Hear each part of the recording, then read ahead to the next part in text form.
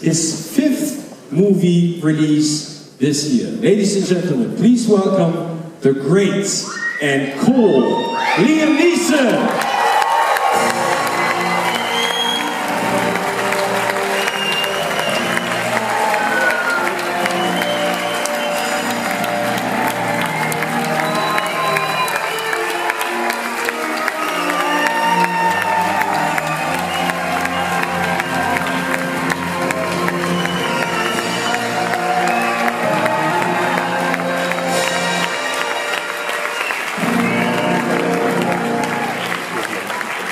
As you can see, everyone is very happy to see you. I think this is your first time in Switzerland. Or have you been to Zurich or any other place in Switzerland before? No, it's the first time, Steve. So what do you think? It seems to be a great city. I can't wait to see more of it tomorrow. So you're staying onwards until tomorrow and then you find... I think tomorrow it's more for us and a few hours off. Okay, cool.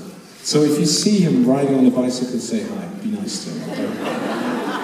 Liam, I heard that you turned down Scott Frank's script at first, and then you sort of thought about it, and then you said yes to do a Walk Among the Tombstones. Is that true? And why did you turn it down at first? It was... why did I turn it down? I was unsure if Scott was a director, to be very honest.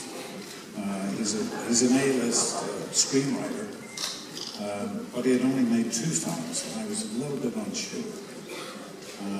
But when I spent some time with him and talked to him about the script, the story and stuff, I did a complete 180 degrees.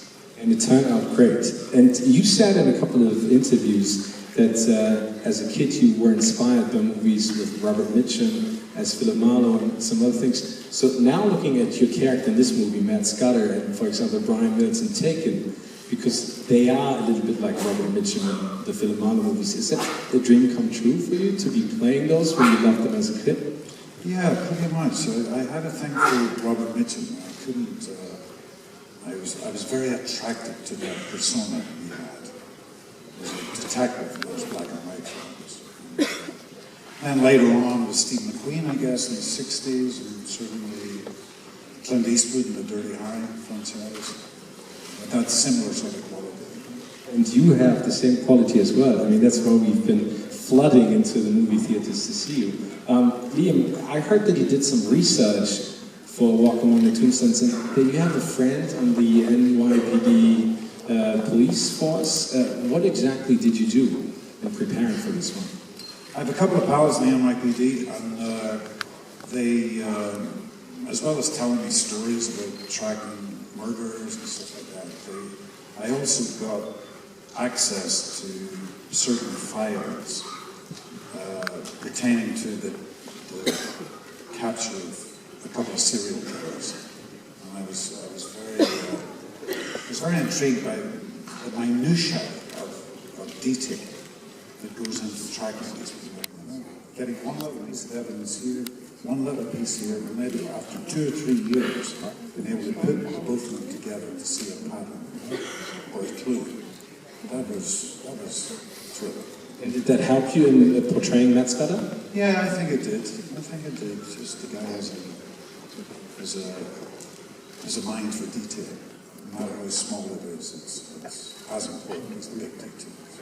I just mentioned, I mean, Taken 3 is going to come out in January 2015.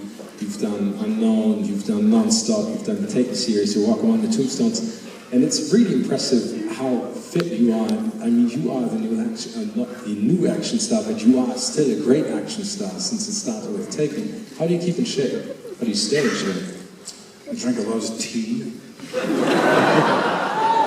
Watch television a lot. No, I've always kept reasonably good shape. A lot of walking, some gym work, kettlebells, cycling. Sounds like quite a lot.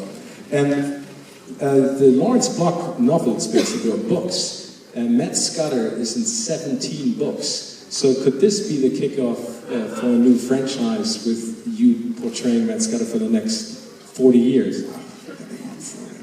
Yeah, I'd love to put the uniform on again, you know? It depends how it performs, you know? It's always about dollars and cents for these films.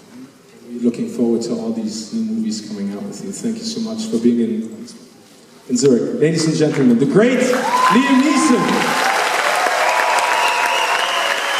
Thank you very much.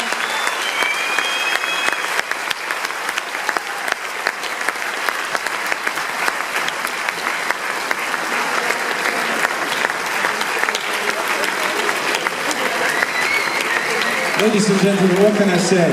A great person, a great actor, and you will now see him on the big screen. Have a great evening with the Walk Among the Tombstones. Thank you very much.